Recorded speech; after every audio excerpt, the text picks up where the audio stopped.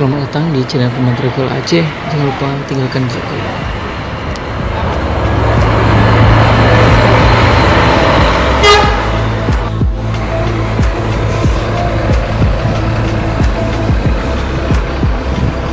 Kali ini kita akan membahas bus legend. Siapa lagi kalau bukan PM Toh?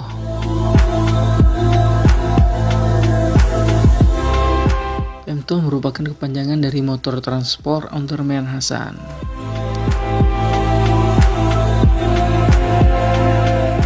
Perusahaan bus PM Toh ini sudah beroperasi sejak tahun 1957.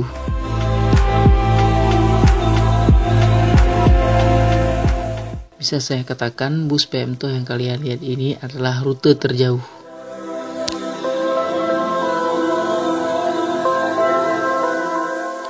Rute bus PM Toh yang kalian lihat ini adalah Banda Aceh, Medan, Jakarta, Tangerang, Bandung, Tasikmalaya, Yogyakarta, dan Solo. Jauh kan?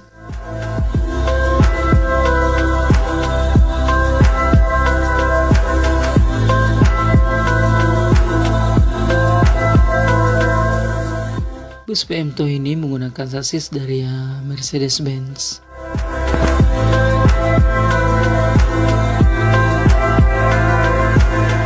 Saya rasa masih banyak yang kurang. Kalian komen di bawah. Tinggalkan jejak kalian.